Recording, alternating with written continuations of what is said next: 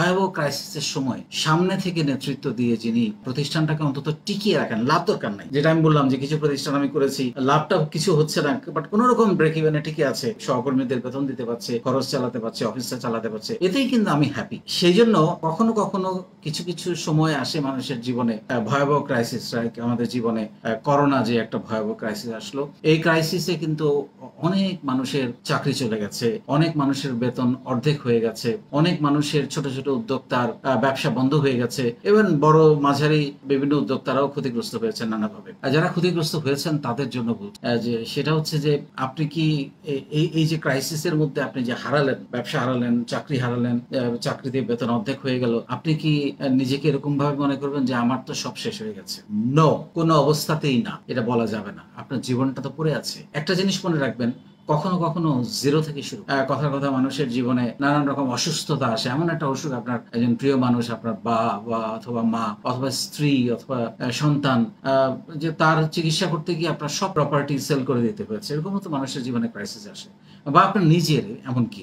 তো কিন্তু যদি আপনি সুস্থ হয়ে আসেন, আল্লাহ তৌফিক দেয়, তাহলে কি আপনি ভাববেন যে আমার সব শেষ হয়ে গেছে, আবার শুরু করতে হবে কোনো এক জায়গা থেকে?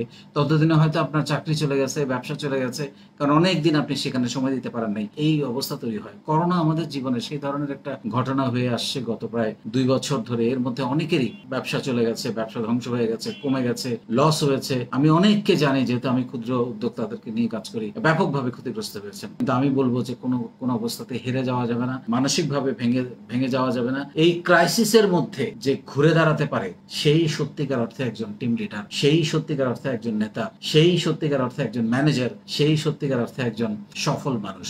এখন যেটা বললাম যে অনেক সময় ঋণগ্রস্ত হয়ে মানুষ মাইনাসে চলে যায়, সেখান থেকেও কিন্তু আবার ঘুরে দাঁড়ায়। আপনি ধরে নেন যে আপনি বিগত জীবনে যা এসেছিল ফ্ল্যাশ ব্যাকে চলে গেছে, আপনার সব শেষ হয়ে গেছে, আপনি আবার নতুন করে এই বয়সে এসে, এই সময়ে এসে, 2 বছর পর যে বয়সে আপনি থাকেন না কেন, সে বয়সে এসে আপনি আবার নতুন করে শুরু করুন। এই উদ্দীপনাটা, এই সাহসটা থাকতে হবে। কারণ একটা জিনিস মনে রাখবেন, আপনার অভিজ্ঞতা কিন্তু কেউ নিতে পারবে না। আপনি যেটা শিখেছেন এটা কিন্তু হারিয়ে যায় নাই, এটা কিন্তু আপনার বিরাট পুঁজি, বিরাট সঞ্চয়। এটাকে মাথায় রেখে আপনি জানেন কিভাবে ক্রাইসিস ম্যানেজমেন্ট করতে হয়।